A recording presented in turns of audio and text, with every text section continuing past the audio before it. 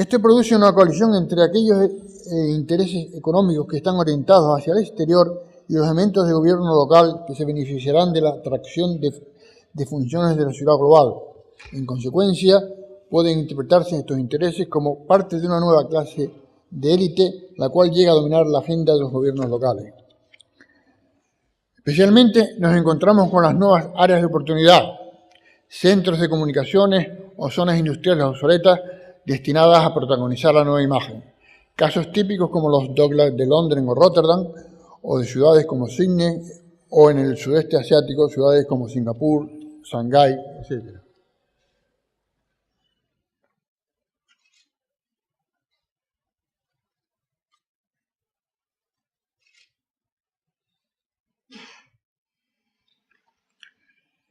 Espacios urbanos en los que se mezclan destinos urbanos de ocio con zonas atractivas desde el punto de vista de la localización de las oficinas de vanguardia, en general con una arquitectura espectacular y una altura para expresar con mayor énfasis su presencia.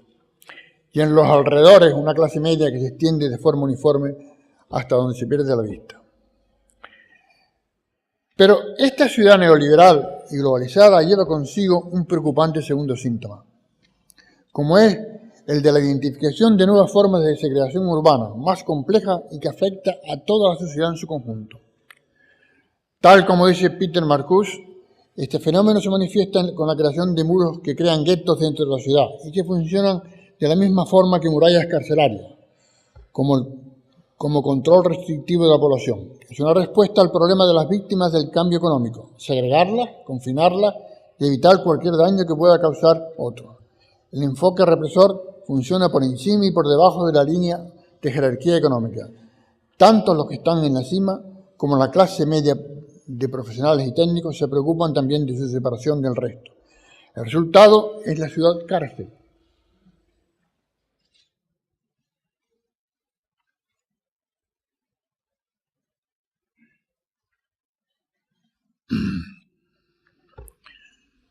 Los nuevos cambios de poder y de riqueza, sigue diciendo Marcuse, se manifiestan por lo menos en 5 tipos de personas.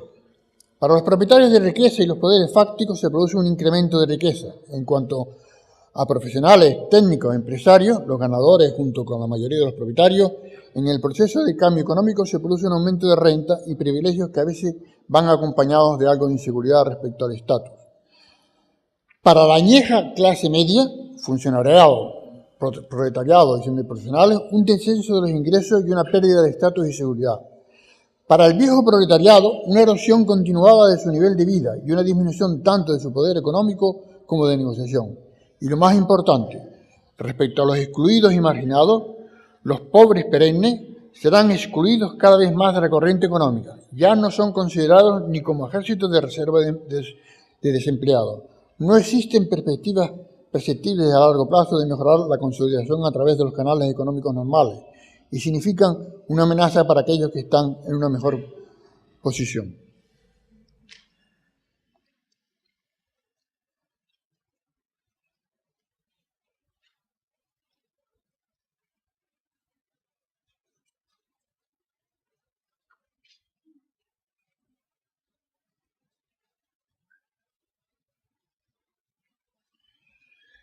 El mecanismo social en que se basa la tendencia a estigmatizar a las víctimas sirve como medio diferenciador.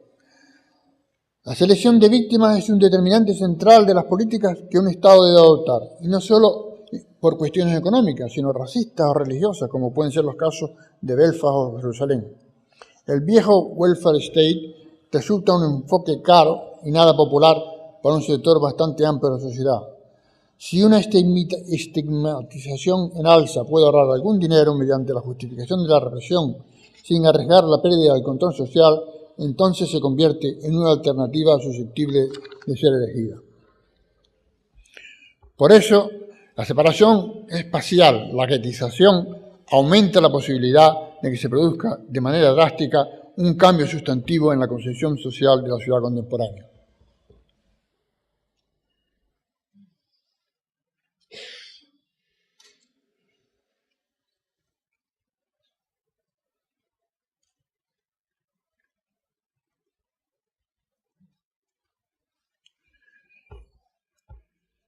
Pero como decíamos más arriba, existen coetáneamente otros síntomas. El tercer síntoma esperanzador es la creciente demanda de participación social en la planificación y la construcción urbana, lo que se denomina el urbanismo participativo.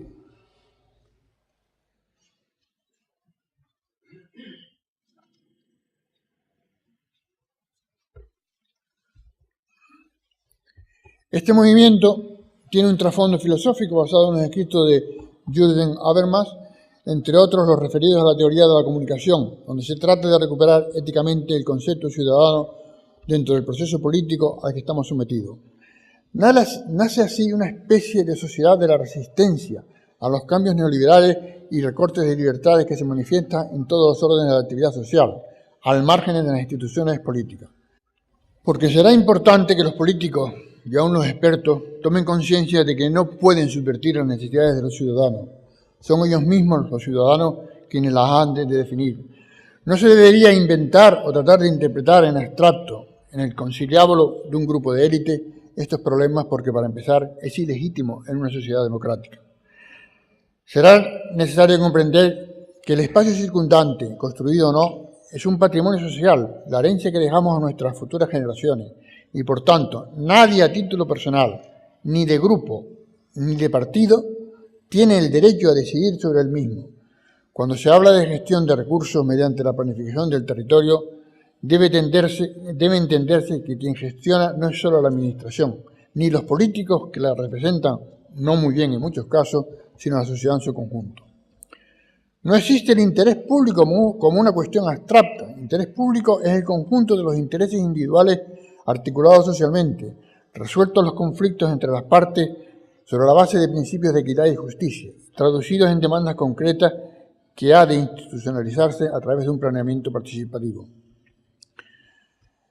Se desea participar no solo en las afecciones de las propuestas de la Administración, la llamada información pública, sino también en los planteamientos iniciales, los objetivos, en el proceso de toma de decisiones, los medios, y en el control de los resultados, la calidad de lo construido.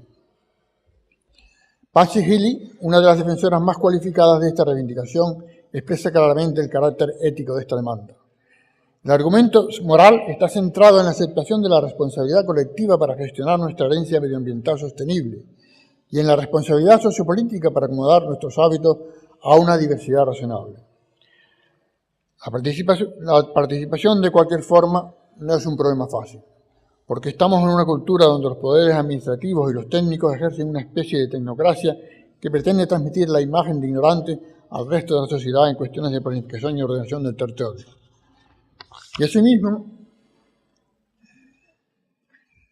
se extiende una creciente xenofobia contra los inmigrantes que legítimamente son igualmente constructores de nuestra ciudad multicultural.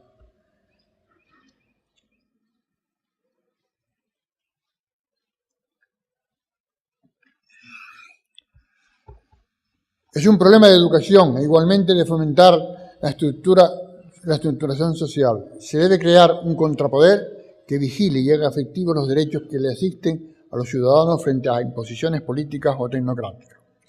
Y por último, el cuarto síntoma, muy vinculado al anterior, que se manifiesta como la presencia cada vez más ostensible de un amplio sector social comprometido con la búsqueda de un territorio, más que una ciudad, sostenible y medioambientalmente aceptable,